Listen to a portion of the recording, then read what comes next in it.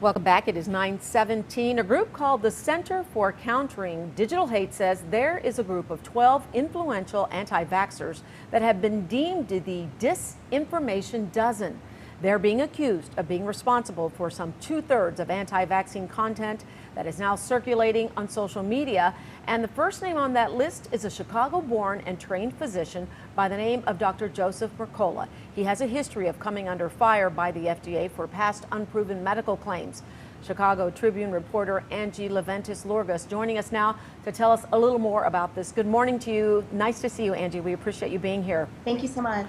Okay, so you've done some research on Dr. Mercola, and I want to talk to you about that. But first, let's talk about this disinformation dozen and why his name is first on the list. What are he and the others being accused of?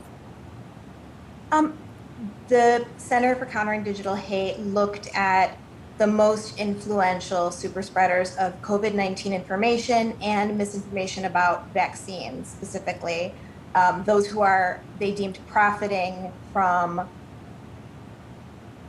information that's just non-proven, not scientific information, spreading it at a time when there's a lot of anxiety about the pandemic.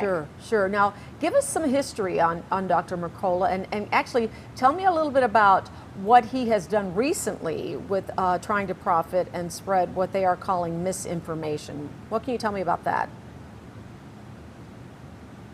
So he is a Chicago-born and trained physician. He's from this area for a long time. He had offices in Schaumburg and Hoffman Estates. There's been a long history of the Tribune reporting on different claims that he's made that have come under fire by both the FDA, the Federal Trade Commission.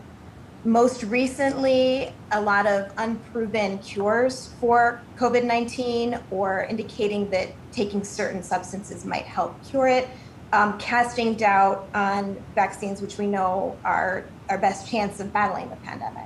I want to ask you because as I said, you did some research and you wrote this article that's in the Tribune, and he is not here to defend himself. Did you get a response from him or his group in regards to what the FDA is making as far as these claims against him and his company?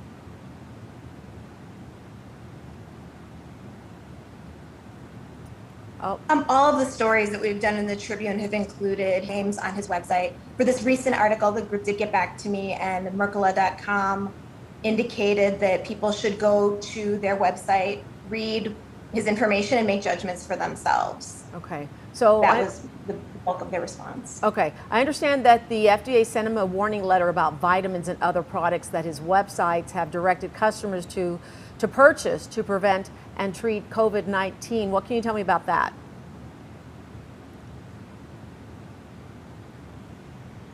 That was back in February. The FDA sent a warning letter indicating that he should cease and that it was that these statements have not been cleared by the FDA, that he's indicating that certain products can either cure or prevent coronavirus, and that just hasn't been scientifically proven or cleared by the agency. It's interesting with this disinformation dozen, they're being accused of putting information on social media that hasn't been proven or that's false, and spreading this and spreading fear and spreading, concerns about the safety of the vaccine. But the reality is, can anything be done to stop these things from going on social media, or is it just inevitable?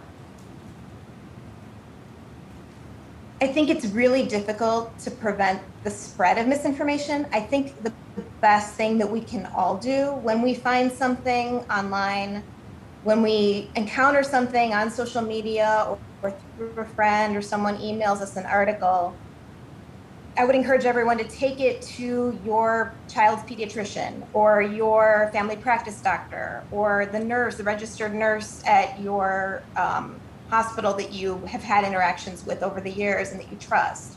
People who are experts in medicine but also know you and your health and your history, and take it to them and say, what's your take on this? What's your advice? Should I trust this? Is this real? They're really the best source of information. If you're concerned about the coronavirus vaccine, take it to your doctor. Say, what do you think? And trust trust their recommendation, their expertise, far more than you would something that you read online. I'm curious if you're working on advancing the story or anything else that you learned from doing this overall that's kind of a good take home in addition to what you just said, which is, great advice. I think I'm always on the lookout for trying to take these sources of information and figuring out, how can I look at the history of what anti-vaxxers or what people who are coming out against standard medical advice or cleared treatments, who are these people, what's their background, who should we trust, who are the experts? And I think that's part of what, newspapers, local television, public radio, that's what we're all trying to do, is help people find the best sources of information, especially at a time of so much anxiety and so much information swirling. Yeah. Check, double check, and check again. Thanks so much, Angie Leventis Lourgos with the Chicago Tribune. We appreciate you joining us this morning. And again, if you want to read Angie's article, you can go to the Chicago Tribune. Is it chicagotribune.com? chicagotribune.com. Thank you. Okay, thanks again. Good to see you, Angie.